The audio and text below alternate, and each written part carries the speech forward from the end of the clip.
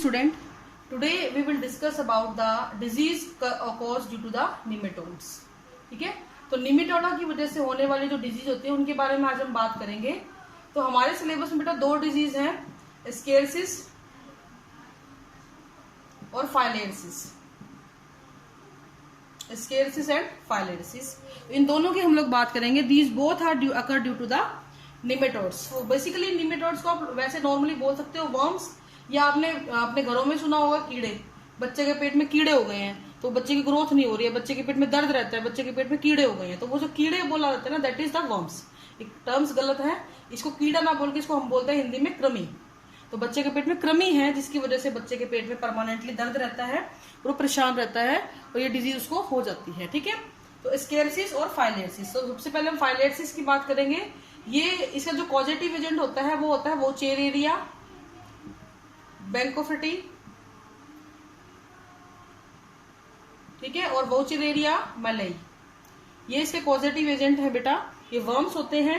ये दोनों के दोनों वर्म्स क्या करते हैं, ये एक साथ नहीं आते कोई एक, ये किसी भी ह्यूमन की लिम्फेटिक वेसल्स के अंदर एंटर कर जाते हैं। लिम्फेटिक वेसल जो होती है उनके अंदर एंटर कर जाते हैं और वहां पे जाने के बाद इन वेसल्स को ब्लॉक कर देते हैं, क्योंकि बहुत ज्यादा अपनी संख्या वहां पे बढ़ा लेते हैं रिप्रोडक्शन कर करके। तो ये अपनी संख्या को बढ़ाते हैं और वेसल्स को क्या कर देते हैं बच्चों, ब्लॉक कर देते हैं, जिसकी वजह से जो लिम्फ होता है वो एक ही जगह पे एक्यूमुलेट होने लगता है, लिम्फ एक्यूमुलेशन होने लगता है। और जो आपका पैर है, लेग्स जो होती है, खासकर लेग्स वाले हिस्से की लिम्फेटिक वेसल में ये सब हो रहा होता है, लेग्स जो होती है वो स्वेलअप कर जाती हैं। स्क्रोटल सैक जो होती है वो भी स्वेलअप कर जाती है।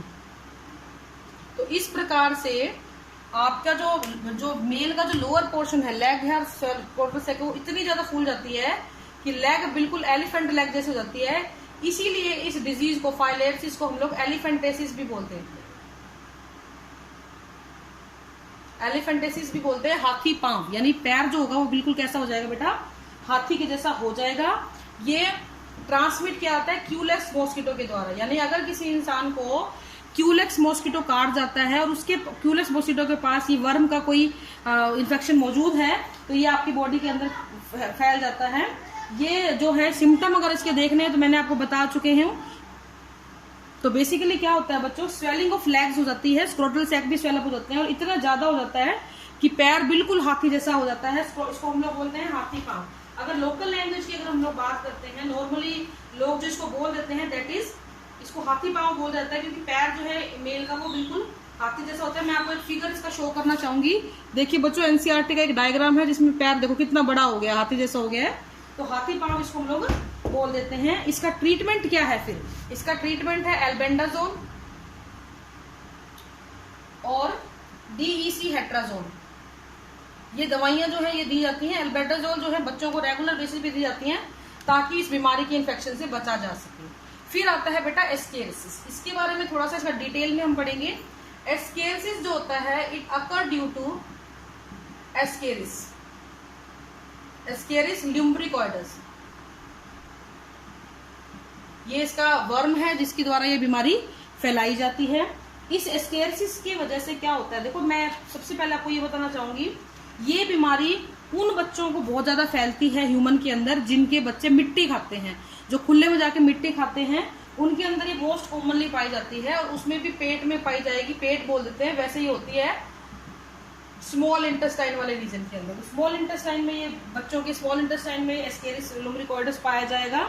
इसकी जो एम्ब्रियोनेटिक स्टेज होती है एस्केरिस की, एम्ब्रियोनेटिक स्टेज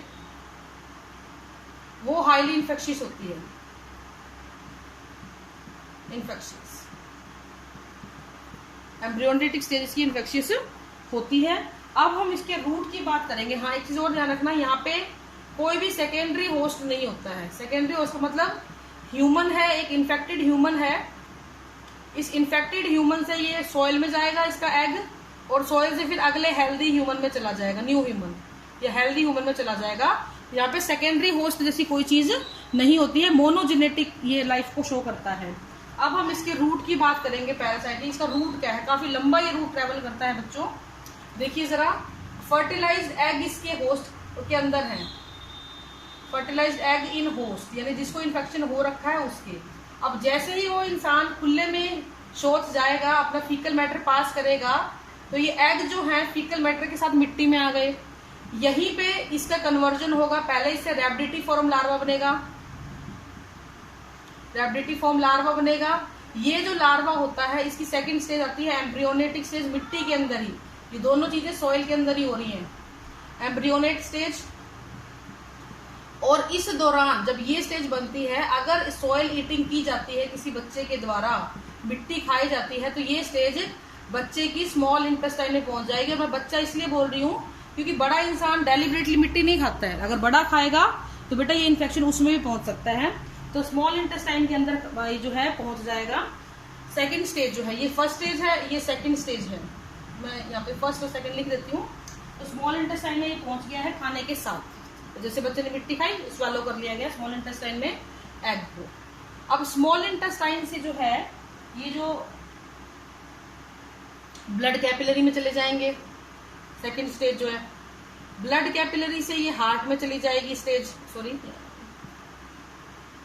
हार्ट से ये स्टेज जो है थर्ड, हार्ट में इसकी थर्ड स्टेज बनती है, और ये स्टेज पहुंच जाती है एल्वुलाई में, टू एल्वुलाई यानी लंग्स के बिल्कुल अंदर। एल्वुलाई में इसकी फोर्थ स्टेज ही बनेगी लंग्स में, लंग्स ही बोल दो, एल्वुलाई की जरूरत नहीं है।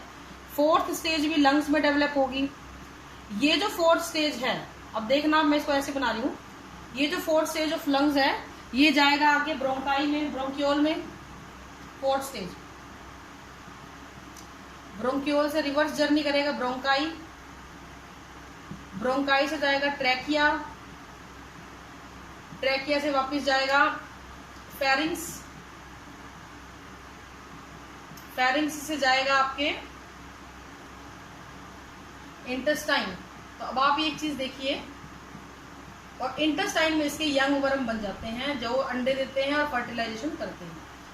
तो दो बार इंटेस्टाइन के अंदर ये ऑर्गेनिज्म आया, एक बार अंडों की फॉर्म में और एक बार यंग वर्म्स में। और इसके बाद जब ये यंग वर्म दोबारा से अंडे देके फर्टिलाइजेशन करेंगे तो वापस से ये वाली कंडीशन आएगी, इसके फीकल मटेरियल के साथ में अंडे भी बाहर निकाल दिए जाते हैं। तो इस तरीके से इसकी एक लंबी जर्नी ये परफॉर्म करता है। ठीक है, अब हम बात करते हैं इसकी सिम्टम्स की। इसके सिम्टम्स क्या होंगे? जैसे पिछले वाले में तो पैर सूज गया था, हाथ जितना बड़ा हो गया था, यहाँ पे सिम्टम्स कुछ अलग होते हैं। यहाँ पे पेट में दर्द होगा, pain, abdomen pain, colic pain भी इसको हम लोग बोल देते हैं, क्रैम्प्स होंगे पेट के अंदर।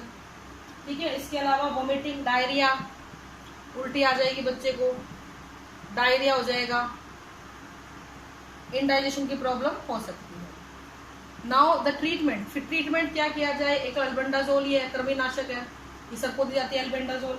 इसके अलावा ऑयल ऑफ किनोपोडियम, बथुआ जो होता है ना उसका ऑयल, उसको यूज किया जाता है। एल्कापोर को यूज किया जाता है, दवाइयों के नाम है बेटा, जेंटॉल को यूज किया जाता है। तो these are the several treatment for the ascariasis. तो इस तरीके से एस्केरिसिस और फाइलेरिसिस दो डिजीज हैं जो किसी भी पैरासाइट के हमारी बॉडी के अंदर एंटर करने की वजह से आ जाती हैं और फिर वो आपको इफेक्ट करना शुरू करती हैं। तो यहाँ पे जो एस्केरिसिस था उसमें सिर्फ एक ही इंसान से दूसरे इंसान में फैल रही थी थ्रू द सॉइल, तो यहाँ पे कोई सेकेंडरी होस्ट नहीं था। जबकि जो फाइलेरिसिस था वहां पे एक और होस्ट होता है, मच्छर, और मच्छर कौन सा था बेटा? क्यूलेक्स मॉस्किटो था। So this is all for today, thank you and have a nice day.